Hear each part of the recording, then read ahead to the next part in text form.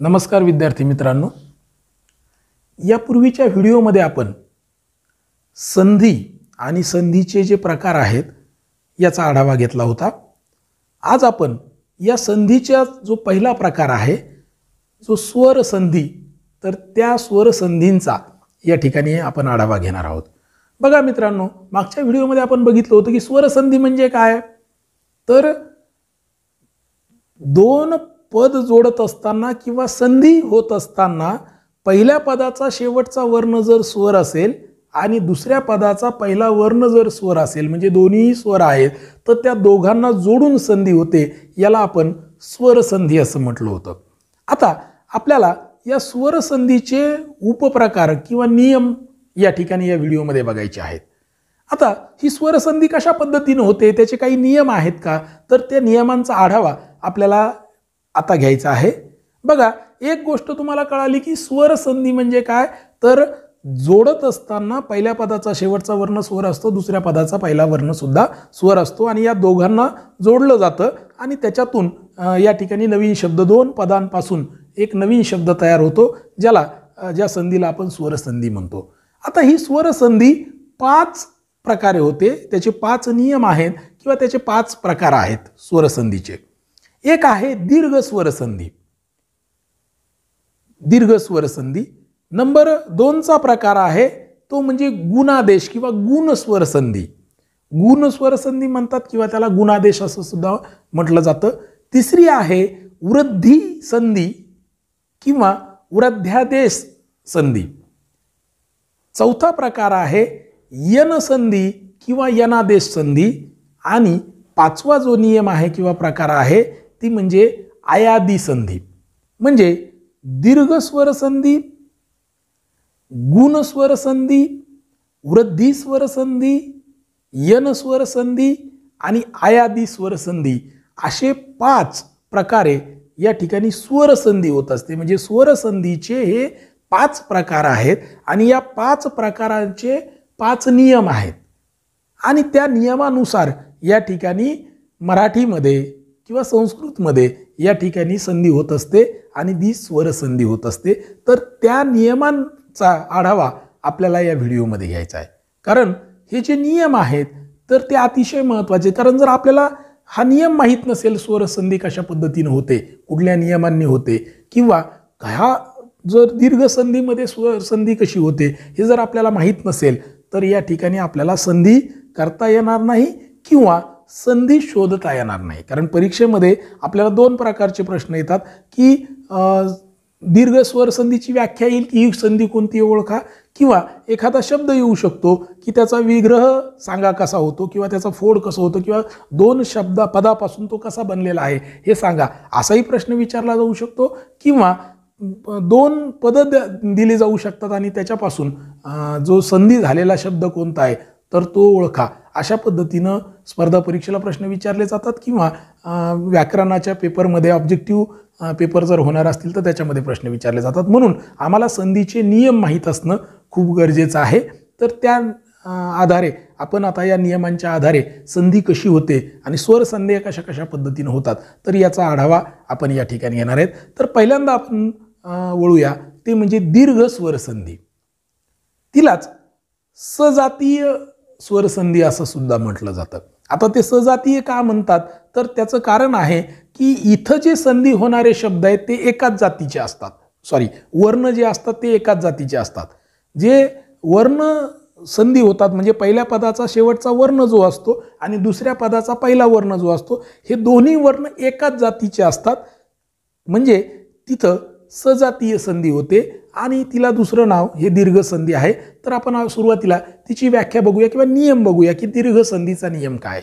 बघा, स्वर संधी होत असताना, कारण आता स्वर संधीविषयी आपण माहिती बघतोय, स्वर संधीचा पहिला भाग बघतोय, म्हणजे स्वर संधी होत असताना किंवा स्वर संधी बनवत असताना पहिल्या पदाचा शेवटचा वर्ण जो ऱ्हस्व किंवा दीर्घ स्वर असेल, म्हणजे मराठीमध्ये ऱ्हस्व आणि दीर्घ स्वर आहेत, जर पहिल्या पदाचा शेवटचा वर्ण जो ऱ्हस्व किंवा दीर्घ स्वर असेल, तोच ऱ्हस्व किंवा दीर्घ स्वर जर दुसऱ्या पदाचा पहिला वर्ण असेल तर त्या दोहोच्या ऐवजी एकच दीर्घ स्वर म्हणजे त्याच वर्गातला एकच दीर्घ स्वर घेऊन संधी केली जाते, याला दीर्घ संधी किंवा सजातीय संधी, स्वरसंधी असं म्हणतात. म्हणजे काय तर मित्रांनो, एक लक्षात ठेवा की जेव्हा दोन पद या ठिकाणी एकत्र केली जातात तेव्हा पहिल्या पदाचा शेवटचा वर्ण जो स्वर असेल तो ऱ्हस्व असू शकतो, तो दीर्घ असू शकतो.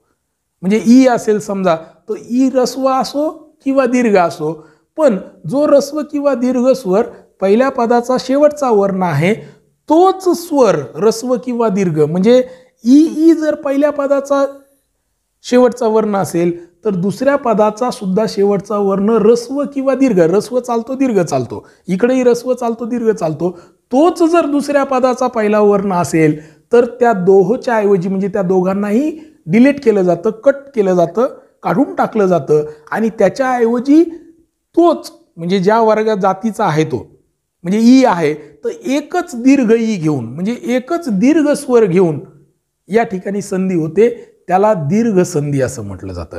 म्हणजे पहिल्या पदाचा शेवटचा वर्ण जो असेल तोच ऱ्हस्व किंवा दीर्घ वर्ण जर दुसऱ्या पदाचा सुद्धा पहिला वर्ण असेल तर त्या ठिकाणी जी संधी होते तेव्हा त्या दोन पदांच्या ऐवजी वर्णांच्या ऐवजी आपण एकच दीर्घ वर्ण घेऊन संधी करतो, तर याला दीर्घत्व संधी किंवा दीर्घ संधी किंवा सजातीय संधी म्हणतात.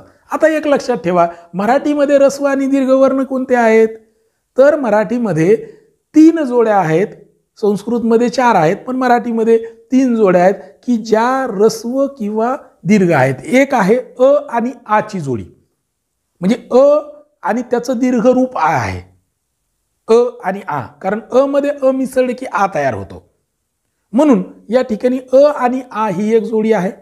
दुसरी जोडी आहे ती म्हणजे ई आणि ई, म्हणजे ऱ्हस्व ई आणि दीर्घ ई, तर ही एक जोडी आहे. आणि तिसरी जोडी आहे उ आणि ऊ, म्हणजे ऱ्हस्व उ आणि दीर्घ उ. आता इथं जेव्हा संधी होईल दीर्घ संधी तर त्यावेळेस या 3 जोड्यांपैकीच, आता संस्कृतमध्ये जे मी 4 म्हटलं होतं तर संस्कृतमध्ये रू आणि रू हे सुद्धा ऱ्हस्व आणि दीर्घ आहेत. रू ऱ्हस्व सुद्धा आहे, ऋषीचं रू जे आहे ते ऱ्हस्व सुद्धा आहे आणि रू दीर्घ सुद्धा आहे संस्कृतमध्ये, पण मराठीमध्ये त्याचा काही फार प्रयोग केला जात नाही किंवा तो शब्दामध्ये येत नाही दीर्घ रूचा कुठेही उच्चार, त्याच्यामुळं या ठिकाणी आपण ती जोडी सोडून देऊ. तर अ आ ई ई आणि उ ऊ ह्या ज्या जोड्या आहेत त्या ऱ्हस्व दीर्घाच्या जोड्या आहेत. या सजातीय काय आहेत मी आधी सांगितलं होतं बघा, अ आणि आ या एकाच जातीच्या आहेत कारण त्यांची जी उच्चार स्थान आहे तर ते एकच आहे. त्याच्यानंतर ई ई जे आहे तर त्या सुद्धा एकाच उच्चार स्थानावर निर्माण दोन्ही स्वर निर्माण झालेले आहेत आणि उ ऊ सुद्धा एकाच उच्चार स्थानावरून निर्माण झालेले आहेत आणि त्याच्यामुळं हे सजातीय आहेत. मग पहिल्या पदाचा शेवटचा वर्ण जर अ असेल किंवा आ असेल आणि दुसऱ्याही पदाचा पहिला वर्ण जर अ किंवा आ असेल तर त्या दोहोच्या ऐवजी काय घेतलं जाईल तर एकच आ घेऊन संधी होईल. पहिल्या पदाचा शेवटचा वर्ण ई असेल आणि ऱ्हस्व असो दीर्घ असो, दुसऱ्या पदाचा पहिला वर्ण जर ई असेल ऱ्हस्व किंवा दीर्घ तर त्या दोहोच्या ऐवजी एकच दीर्घ ई घेऊन संधी होईल. आणि पहिल्या पदाचा शेवटचा वर्ण उ असेल आणि दुसऱ्या पदाचा शेवटचा वर्ण सुद्धा उ असेल, तो ऱ्हस्व किंवा दीर्घ असू शकतो, तर तेव्हा तो कसाही असो तर या ठिकाणी तिथं एकच दीर्घ उ घेऊन संधी होते, तर या संधीला या ठिकाणी दीर्घ संधी किंवा सजातीय संधी असं म्हटलं जातं. तर आपण काही उदाहरणं याची बघितल्याच्या नंतर आपल्या लक्षात येईल की ही संधी कशी झालेली आहे. बघा, आपण उदाहरण घेत असताना एक लक्षात घ्या, कुठलीही संधी जर शोधायची असेल किंवा संधी जर आपल्याला तयार करायची असेल, 2 पदांना एकत्र करून त्याचा एक शब्द जर तयार करायचा असेल तर पहिल्यांदा आपल्याला नियम माहीत असणं गरजेचं आहे. दुसरी गोष्ट मी मागच्या व्हिडिओमध्ये सांगितलं होतं त्या पद्धतीनं वर्ण पातळीवर आपल्याला त्या पदांची फोड करता आली पाहिजे, कारण वर्ण पातळीवर फोड केल्याशिवाय तुम्हाला शेवटचा वर्ण कोणता आणि पहिला वर्ण कोणता हे कळणार नाही. दुसरी गोष्ट, हे पहिला आणि शेवटचा वर्ण एकदा शोधला की मग आपल्याला नियम माहिती पाहिजे की त्या वर्णाच्या ऐवजी काय घ्यायचं आहे. तिथं एकदा काय आपल्याला या ठिकाणी घ्यायचं हे माहीत झालं की मग आपल्याला ते जी फोड केलेली आपण ती जोडता सुद्धा आली पाहिजे.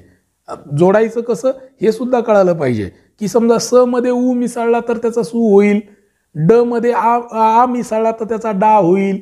म्हणजे आपल्याला 12 खडीचं चांगलं नॉलेज किंवा आत्ताची 14 खडी जी आहे तर त्याचं आपल्याला नॉलेज असलं पाहिजे. जोडता सुद्धा आले पाहिजे, म्हणजे फोडताही आले पाहिजे आणि जोडताही आले पाहिजे, तर आपण ती संधी व्यवस्थित पद्धतीनं करू शकतो. तर आपण सुरुवातीला या ठिकाणी दीर्घ संधी म्हणजे काय हे बघितलं. आता या दीर्घ संधीचे आपण उदाहरणं बघूया. बघा, आपल्याकडे देवालय नावाचा शब्द आहे, तो 2 शब्दापासून बनलेला आहे, देव अधिक आलय. आता देव शब्दाची जर तुम्ही फोड केली आणि आलय शब्दाची फोड केली तर तुम्हाला असं सापडेल द अधिक ए म्हणजे दे, आणि व म्हणजे व अधिक अ. द अधिक ए अधिक व अधिक अ म्हणजे देव, म्हणजे अंत्य अक्षर हे काय आहे तर अ आहे. म्हणजे अंत्य जो वर्ण आला पहिल्या शब्दाचा शेवटचा वर्ण तो अ आला, आणि आलयचा पहिला वर्ण आ आहे, आणि ल अधिक अ अधिक य अधिक अ अशा पद्धतीनं आपण त्याची फोड करू शकतो. आता आपल्याला हे कळालं की पहिल्या वर्णाचा शब्दाचा शेवटचा वर्ण जो आहे किंवा पहिल्या पदाचा शेवटचा वर्ण जो आहे तो अ आहे, आणि दुसऱ्या पदाचा पहिला वर्ण हा काय आहे तर स्वर आहे. म्हणजे दोन्ही स्वर आहेत, अ आणि एक आ आहे, तर हे दोन्ही स्वर आहेत म्हणजे ही स्वर संधी आहे.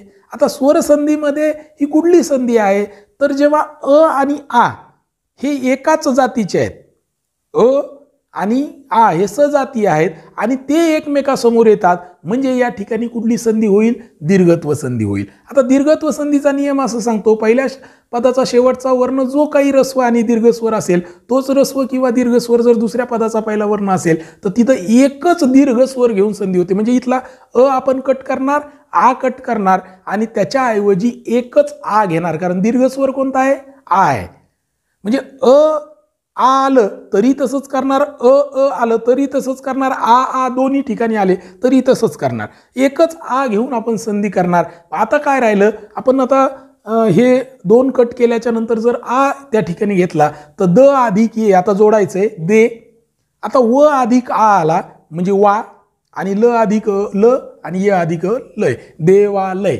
म्हणजे आपला देवालय शब्द कसा तयार झालेला आहे तर दीर्घत्व संधीनुसार अ च्या समोर आ आला ते जोडत असताना आपण एकच दीर्घस्वर घेऊन संधी केली. आता याची अनेक उदाहरणं तुम्हाला घेता येतील. हिमालय, हिम अधिक आलय, फक्त फोड करत असताना हिमा अधिक आलय नाहीये, हिम अधिक आलय, कारण त्या शब्दाला काहीतरी अर्थ आहे. हिम म्हणजे बर्फ आणि आलय म्हणजे बर्फाचं ठिकाण म्हणून हिमालय. तर हिम मध्ये अ येतो शेवटला, आलय अच्या पुढं आ आल्यामुळं त्याचे एकच आ घेऊन संधी होते हिमालय.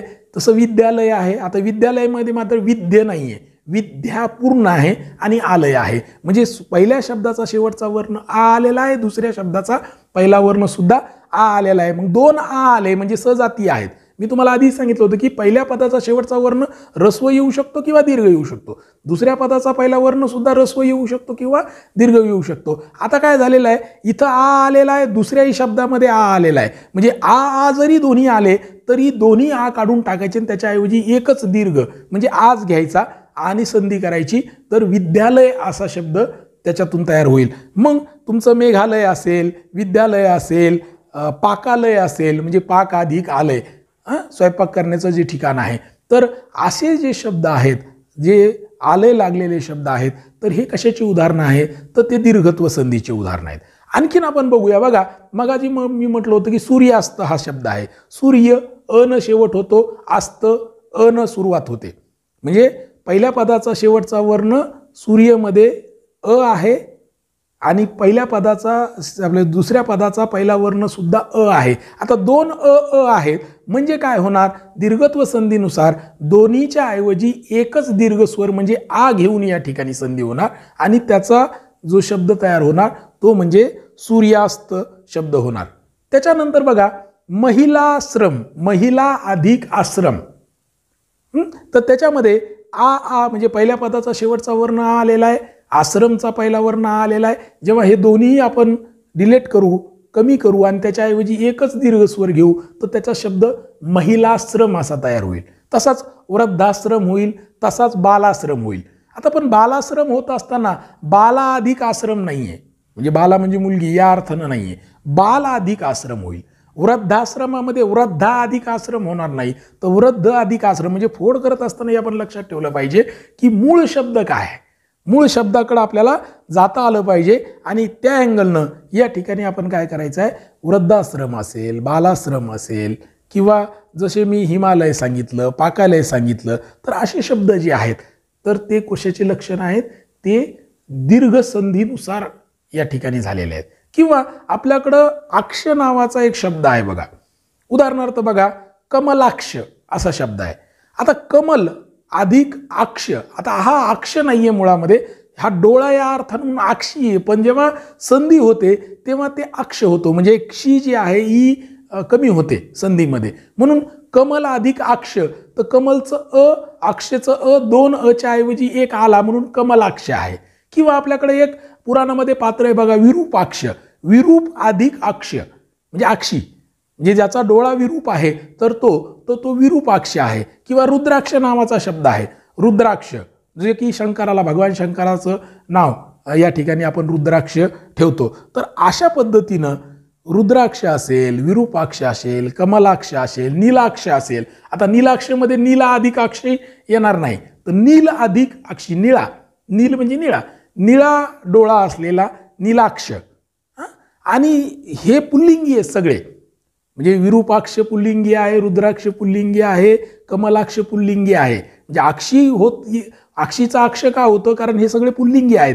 जर याला स्त्रीलिंगी करायचं असेल तर कमलाक्षिणी असा शब्द तयार होतो किंवा नीलाक्षिणी असा शब्द तयार होतो. तर तो पुढचा भाग आहे, तो व्याकरणाचा, तो इथं सांगत बसत नाही. इथं महत्त्वाची गोष्ट आहे की दीर्घत्व संधी कशी होते, तर किंवा आच्या समोर दुसरा जो पहिला शब्द आहे, दुसऱ्या पदाचा पहिला वर्ण, तो जर किंवा आचा असेल, या दोन्हीपैकी, म्हणजे 4 प्रकारे ते एकमेकासमोर येऊ शकतात बघा. च्या समोर येऊ शकतो, च्या समोर आ येऊ शकतो, आच्या समोर येऊ शकतो आणि आच्या समोर आ येऊ शकतो. तर अशा पद्धतीनं जर संधी होत असेल तर ती दीर्घ संधी, त्या ठिकाणी एकच दीर्घ आ घेऊन संधी होते. हा झाला आच्या बाबतीमध्ये एक गोष्ट.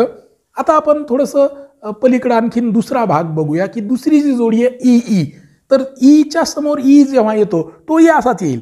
म्हणजे रस्व ईच्या समोर रस्व ई आला, रस्व ईच्या समोर दीर्घ ई आला, किंवा दीर्घ ईच्या समोर रस्व ई आला, किंवा दोन्ही दीर्घ ई आल्या, तरीही तिथं एकच दीर्घ ई घेऊन संधी होते. म्हणजे पहिल्या पदाचा शेवटचा वर्ण जर ई असेल आणि दुसऱ्या पदाचाही पहिला वर्ण ई असेल तर त्या दोहोच्या ऐवजी एकच दीर्घ ई घेऊन संधी होते.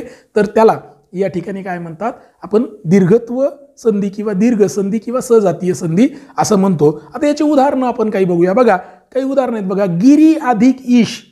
आता गिरी म्हणजे पर्वत, तर गिरी ही मुळातला संस्कृत मधला शब्द आहे, त्याच्यामुळे गिरीची जी वेलांटी आहे ती रस्व येते. गिरी हा रस्व आहे, म्हणजे छोटी ई आलेली आहे तिथं. म्हणजे जर फोड केली तुम्हाला तर असं कळेल की ग अधिक ई अधिक र अधिक ई, म्हणजे शेवटचा वर्ण पहिल्या पदाचा हा ई येईल आणि दुसऱ्या पदाचा पहिला वर्ण ईश. ईश हा नेहमी दीर्घ आहे, कारण ईश हा ईश्वर या अर्थाने, ईश्वर दीर्घ आहे म्हणून ईश सुद्धा दीर्घ आहे. म्हणजे ईश जो आहे तर तो दीर्घ लिहायचा. तर पहिला पदाचा शेवटचा वर्ण हा रस्व ई आहे आणि दुसऱ्या पदाचा पहिला वर्ण हा काय आहे, दीर्घ ई आहे. मग या दोहोच्या ऐवजी एकच दीर्घ ई घेऊन संधी होईल. म्हणजे ग अधिक ई अधिक र अधिक ई, आणि इकडं ईशमध्ये ई अधिक श अधिक अ. आता दोन्ही कट केल्याच्या नंतर एक ई घेतल्याच्या नंतर काय होईल, तर ग अधिक ई अधिक र अधिक मोठी ई, म्हणजे दीर्घ ई. म्हणजे गिरीश मधला री कसा पाहिजे, आपला दीर्घ पाहिजे, तो रस्व चालणार नाही. रस्व जर असेल तर ग्रॅमॅटिकली किंवा ज्याला आपण व्याकरण दृष्ट्या तो चुकीचा आहे असं आपण म्हणू शकतो. तर गिरीश मधला री हा दीर्घ होईल आणि श अधिक अ बरोबर श होईल, गिरीश. तसंच गौरीश आहे. गौरी म्हणजे पार्वती. तर गौरीचा ईश, गौरीचा देव गिरीश. गिरीश हे महादेवाचं नाव आहे, शंकराचं नाव आहे. तसं गौरीश सुद्धा शंकराचं नाव आहे, कारण गौरी म्हणजे पार्वती आणि पार्वतीचा देव कोण आहे, शंकर, म्हणजे महादेव आहे. गौरीश, गौरी तिथं ई येतो, दी येतो, एक दीर्घ ई घेतला तर गौरीश. वेलांटी मात्र गौरीची सुद्धा दीर्घ पाहिजे, म्हणजे दुसरी वेलांटी पाहिजे. तशा पद्धतीनं या ठिकाणी गण ईश, गणांचा देव, गणी अधिक ईश, मनी अधिक ईश, मनीष, गणेश, अशा पद्धतीने शब्द होतात. गणेश होत नाही, गणेश ही वेगळी संधी आहे. गण अधिक ईश वेगळं, गणी अधिक विष वेगळं. गण अधिक ईशची संधी ही पुढच्या स्वर संधीमध्ये येते, त्याचं ए होतं. कारण अच्या समोर ई येतो, तिथं सजातीय संधी नाही आहे. तर गौरीश असेल, मनीष असेल, मनी अधिक ईश, किंवा इंद्र लागलेले शब्द असतील बघा, की मनिंद्र. मनिंद्र म्हणजे काय? मनी अधिक इंद्र. तर मनिंद्र, फनिंद्र, रवींद्र, रवी अधिक इंद्र. रवी, रवीची ई शेवटचा शब्द येतो आणि इंद्रचा ई येतो. इंद्रचा ई मात्र रस्व आहे, तो दीर्घ नाही आहे. आणि मग या दोघांचं मिळून या ठिकाणी मनिंद्र असेल, फनिंद्र असेल, तर अशा पद्धतीनं शब्द तयार होतात. तर आपण हे लक्षात ठेवलं पाहिजे की पहिल्या पदाचा शेवटचा वर्ण रस्व किंवा दीर्घ ई असेल आणि दुसऱ्या पदाचा पहिला वर्ण जर रस्व किंवा दीर्घ ई असेल तर त्याच्या दोहोच्या ऐवजी एकच रस्व आपला दीर्घ ई घेऊन संधी केली जाते. त्याला आपण दीर्घ संधी म्हणतो किंवा सजातीय संधी म्हणतो. श्वर शब्द लागलेले जे आहेत, आता कवी आहे आणि ईश्वर, कवी ईश्वर, कवी ईश्वर म्हणजे कवीश्वर, किंवा रवी अधिक ईश्वर, रवीश्वर, अशा पद्धतीनं आपण हे करतो. किंवा आणखीन मुनी अधिक ईश्वर तर मुनीश्वर, म्हणजे मुनीश्वर, कवीश्वर, रवीश्वर हे जे शब्द तयार झालेले ते ई एकासमोर एक आले त्याच्यातून तयार झालेले. तर या ठिकाणी आपल्या हे लक्षात आलं असेल की ईच्या समोर ई म्हणजे पहिल्या पदाचा शेवटचा वर्ण ई असून दुसऱ्या पदाचा सुद्धा शेवटचा वर्ण जर ई असेल तर त्या दोन्हीची संधी कशी होतील, तर हे आपल्या लक्षात आलं असेल. तिसरा आणखीन एक जोडी आहे, त्याच्या काही आपण उदाहरणांचा या ठिकाणी आढावा घेऊया किंवा त्याची उदाहरणं बघूया. ते उदाहरण म्हणजे उ आणि उ. म्हणजे पहिल्या पदाचा शेवटचा वर्ण जर उ असेल, रस्व किंवा दीर्घ उ, आणि दुसऱ्या पदाचा पहिला वर्ण सुद्धा रस्व किंवा दीर्घ उ असेल तर त्या दोहोच्या ऐवजी एकच दीर्घ उ घेऊन संधी होते. ही सुद्धा दीर्घ होते. म्हणजे दीर्घ संधीमध्ये किंवा सजातीय संधीमध्ये ज्या तीन जोड्या येतात अ, आ, ई आणि उ, तर याच्यासाठी हा नियम लागू आहे. आता ऊचे आपण काही उदाहरणं घेतले म्हणजे आपल्याला या ठिकाणी लक्षात येईल की ऊ कसा आहे. बघा, पहिल्या पदाचा शेवटचा वर्ण रस्व किंवा दीर्घ ऊ आला पाहिजे. म्हणजे काय, तर रस्व ई ऊ ते सुद्धा चार पद्धतीनं एकमेकासमोर येऊ शकतात. बघा, रस्व ऊच्या पुढं रस्व ऊ येऊ शकतो, रस्व ऊच्या पुढं दीर्घ ऊ येऊ शकतो, दीर्घ ऊच्या समोर रस्व ऊ येऊ शकतो आणि दोन्हीही दीर्घ ऊ येऊन सुद्धा संधी होऊ शकते.